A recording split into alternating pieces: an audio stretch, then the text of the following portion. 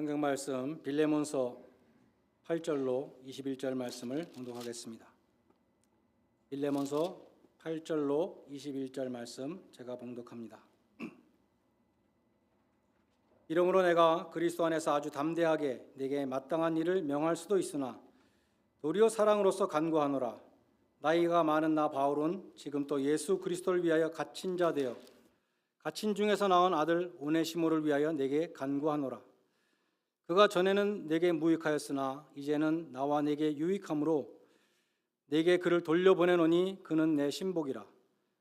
그를 내게 머물러 있게 하여 내 복음을 위하여 갇힌 중에서 너 대신 나를 섬기게 하고자 하나 다만 네 승낙이 없이는 내가 아무것도 하기를 원하지 아니하노니 이는 너의 선한 일이 억지같이 되지 아니하고 자의로 되게 하려 함이라. 아마 그가 잠시 떠나게 된 것은 너로 하여금 그를 영원히 두게 함이니 이후로는 종과 같이 대하지 아니하고 종 이상으로 곧 사랑받는 형제로 둘 자라. 내게 특별히 그리하거든 하물며 육신과 주 안에서 상관된 내게랴. 그러므로 내가 나를 동역자로 알진대 그를 영접하기를 내게 하듯 하고 그가 만일 내게 불의를 하였거나 내게 빚진 것이 있으면 그것을 내 앞으로 계산하라. 나 바울이 친필로 쓰노니 내가 갚으려니와 내가 이외에 내 자신이 내게 빚진 것은 내가 말하지 아니하노라. 오 형제여, 나로 주 안에서 너로 말미암아 기쁨을 얻게 하고 내 마음이 그리스도 안에서 평안하게 하라. 나는 네가 순종할 것을 확신함으로 내게 썼노니 내가 말한 것보다 더 행할 줄을 아노라. 아멘. 지난주에 마친 우리 골로새서 마지막 부분에서 사도 바울이 로마에 지금 갇혀 있는데 지금 같이 갇혀 있는 와서 함께 하고 있는 동역자들의 안부를 골로새 교인들에게 전했습니다. 그 중에 오네시모라는 이름이 있었습니다. 골로새서 4장 8절에 신실하고 사랑을 받는 형제 오네시모를 함께 보내노니 그는 너희에게서 온 사람이라. 오네시모는 골로새 교회의 평신도 지도자라고 할 수 있는 빌레몬의 가정에서 일하던 노예였습니다. 역사가들은 로마 인구 중에 노예의 비율이 25%에서 40% 정도라고 봅니다. 1세기 중반에 로마 제국에는 약 4천만 명에서 6,500만 명의 노예가 있었다고 합니다. 그들은 로마의 사회, 경제, 문화에 없어서는 안 되는 필수 불가결한 구성 요소들이었습니다. 아리스토텔레스가 말했듯이 노예들은 살아있는 도구들이다. 인간 이하의 취급을 받으며 두 발로 걸어다니는 이 도구들에 의해서 로마는 굴러갔습니다. 노예주들은 누구나 노예의 그 생사를 마음대로 할 수 있는 권리를 갖고 있었습니다. 그런데 이 오네시모는 주인 빌레몬의 돈을 훔쳐서 도망갔습니다. 역사가 타키투스에 의하면 오네시모는 2가지 죽을 죄를 지었으므로 큰 곤경에 처한 상태였습니다. 그 2가지 범죄란 탈주와 절도였습니다.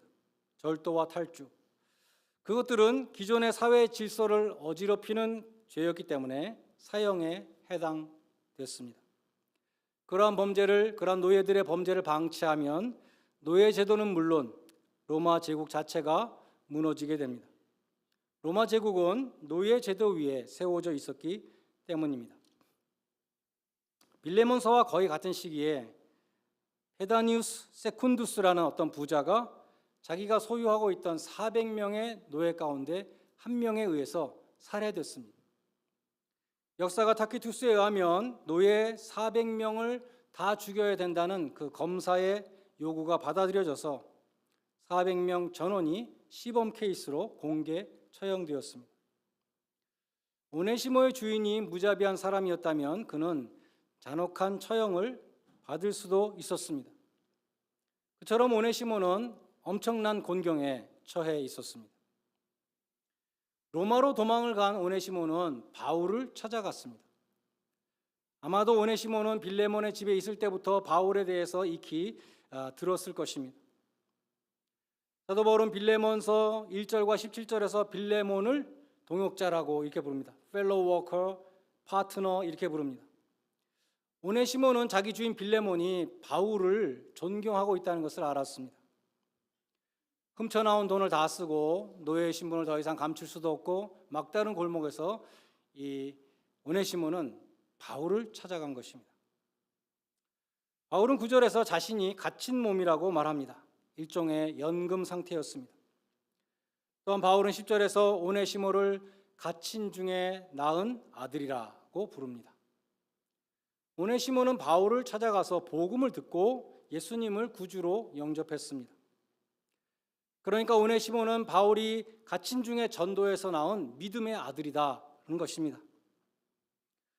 바울은 빌레몬에게 오네시모를 다시 너에게 돌려보내니까 부디 용서해달라, 용서해라 이렇게 부탁을 하기 위해서 빌레몬서를 썼고 골로새서와 함께 두기고의 손에 맡겨서 전달을 하게 했던 것입니다. 오네시모는 주인의 돈을 훔쳐서 도망한 그런 노예로서 법에 따라 사형을 받아 마땅한 죄인이었습니다. 그처럼 죽을 수밖에 없는 오네시모인데 바울은 빌레몬에게 나를 봐서 오네시모를 용서해 달라고 그렇게 부탁하는 것입니다. 9절로 10절에 보면 나이가 많은 나 바울은 지금 또 예수 그리스도를 위하여 갇힌 자 되어 갇힌 중에서 낳은 아들 오네시모를 위하여 너에게 간구하노라. 요즘식으로 말하면 내가 예수님을 위해서 복음을 전하다가 잡혀서 갇혀 있는데 이 늙은이의 부탁을 좀 들어주시오라고 간곡히 부탁하는 것입니다. 빌레몬은 신앙이 돈독한 사람이었습니다. 2절에 보면 내 집에 있는 교회라는 구절이 있습니다. 골로새에 있었던 성도들은 빌레몬의 집에 모여서 예배를 드렸습니다. 그래서 네 집에 있는 교회 이렇게 말하고 있습니다.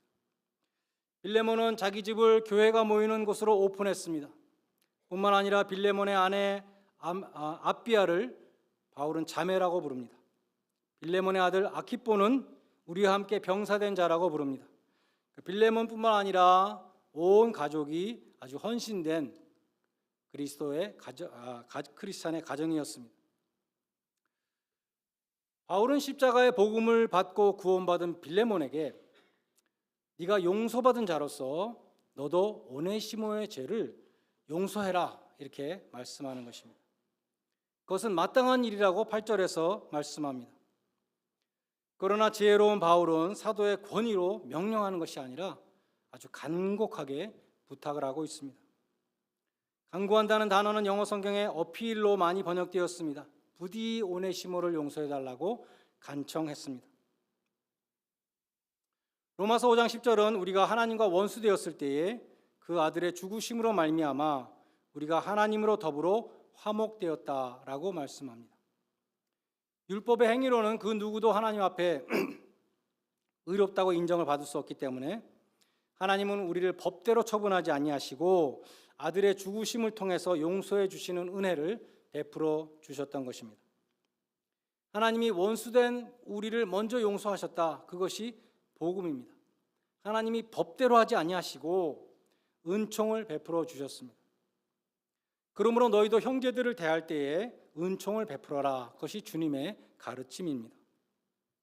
하나님이 우리를 대하실 때에 옳고 그름을 따지지 아니하시고 오직 십자가를 믿는 그 믿음 하나만 보시고 태산과 같은 죄를 용서해 주셨습니다.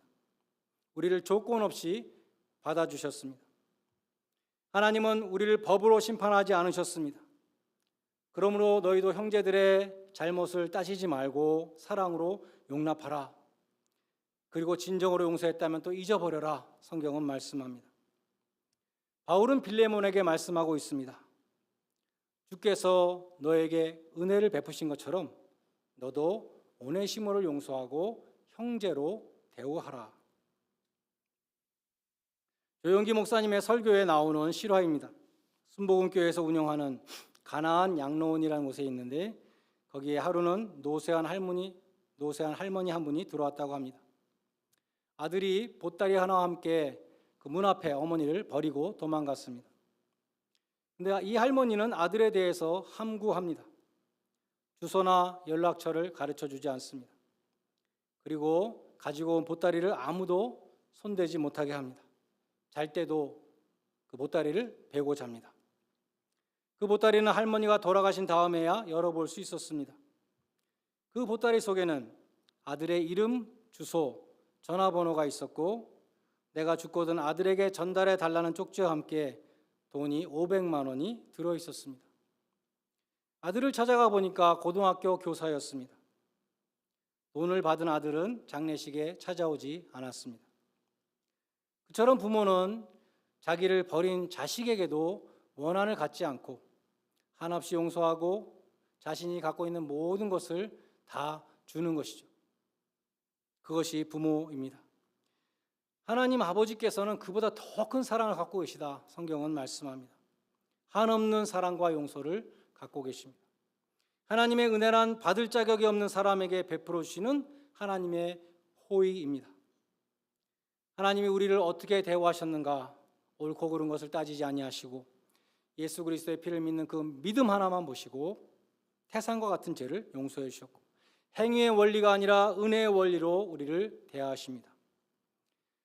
그러한 하나님의 은혜를 깨달은 사람이라면, 그처럼 자신이 용서받은 것을 깨달은 사람이라면 그 은총의 원리로 다른 그리스도인들을 대해야 한다는 것입니다.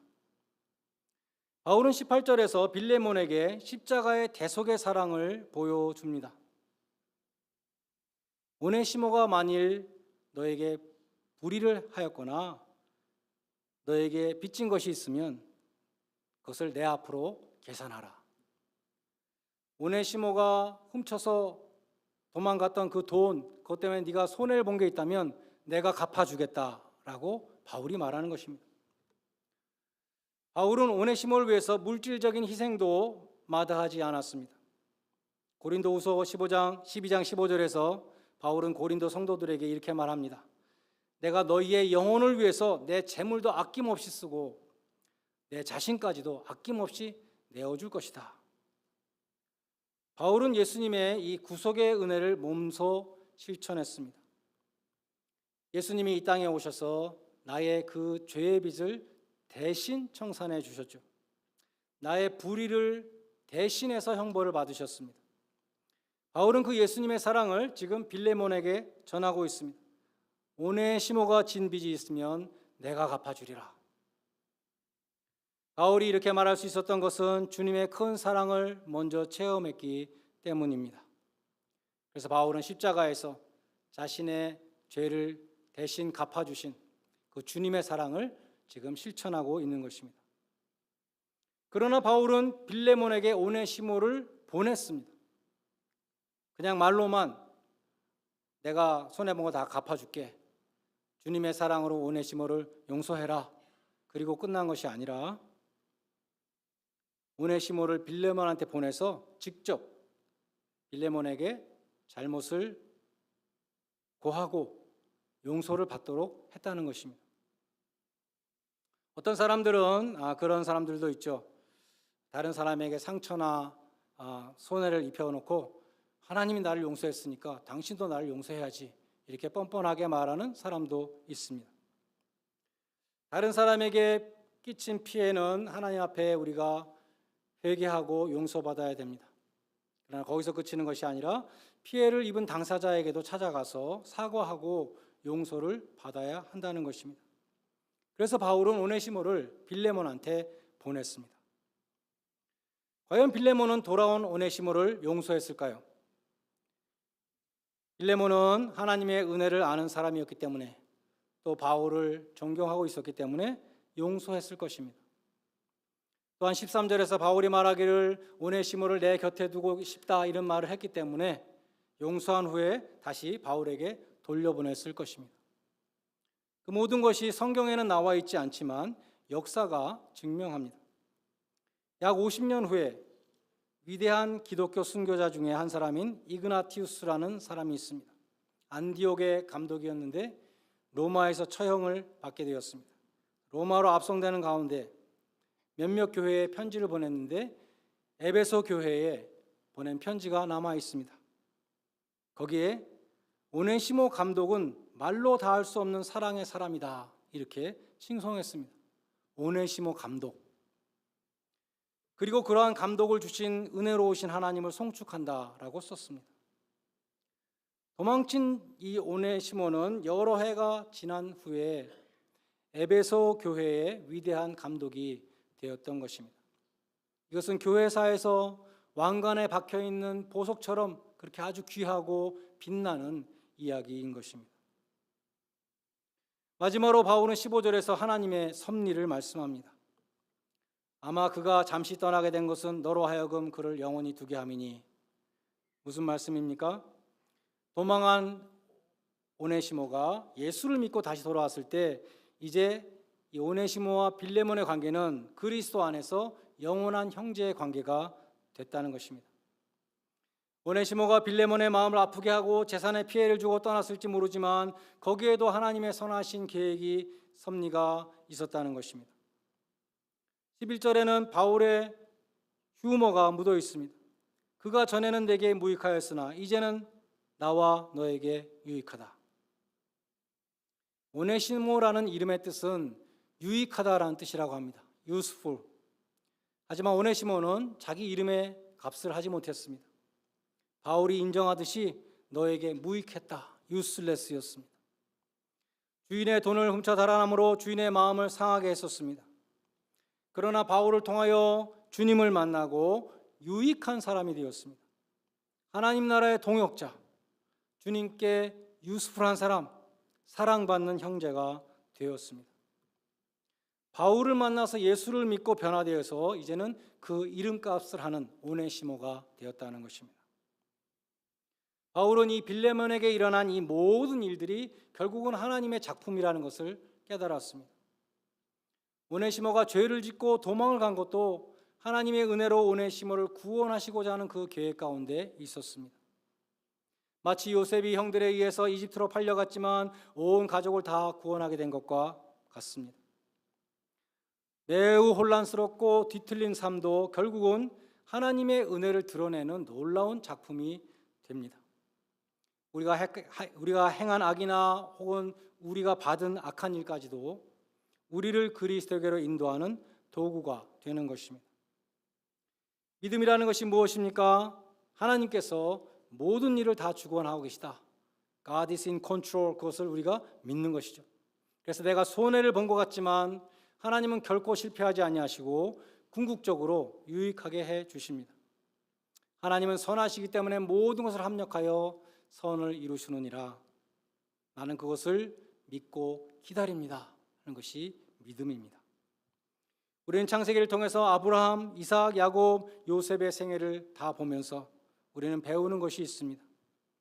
하나님의 경륜과 섭리는 정말 우리 인간들의 상상을 초월한다는 것입니다. 당시에는 이해가 되지 않더라도 우리는 두려워하지 않습니다. 성경 전체가 하나님의 구원을 말씀하기 때문에 이 모든 것이 하나님의 구원을 이룰 것을 우리는 믿는 것입니다. 여러분의 삶 속에 일어나는 여러 가지 일들을 하나님의 구원이라는 시각으로 이해하시기 바랍니다. 그리할 때 고난의 의미도 깨달을 수 있습니다. 내 생애에 일어나는 모든 일들이 하나도 빠짐없이 다 축복임을 깨달을 때 범사에 감사할 수 있습니다. 누가 나를 괴롭혔다는 사실 때문에, 누가 나를 짓밟았다는 사실 때문에, 누가 나에게 손해를 입혔다는 사실 때문에 우리가 분개하고 원한을 품고 살아갈 필요가 없습니다. 우리는 하나님의 섭리를 믿습니다. 악을 선으로 바꿔주시는 그 하나님의 경륜을 우리는 믿고 찬양 드립니다. 내가 당한 그 고난을 통해서 오히려 선을 이루시는 하나님을 찬양하시기 바랍니다. 범사에 감사하시기 바랍니다. 그리할 때 하나님께서 우리들을 통해서 홀로 영광 받으시기를 주님의 이름으로 간절히 축원드립니다. 기도하시겠습니다. 사랑의 주님, 죽을 죄를 지었던 오네시모가 용서를 받고 세컨 찬스를 받아서 사랑이 넘치는 지도자가 된 것을 상고했습니다. 저희도 세컨 찬스를 주시고 세 번째, 네 번째 기회를 주시고 계속 용서하시고 또 기회를 주시는 하나님께 더 이상 실망을 드리는 자가 아니라 하나님 나라의 유익한 일꾼이 되게 해주시고 용서받은 자로서 용서하는 자, 죄의 빛을 탕감해 주는 자로 살아가게 하여 주시옵소서. 예수님의 이름으로 기도드리옵나이다. 아멘. 436장 부르시면서 헌금하는 순서를 갖겠습니다.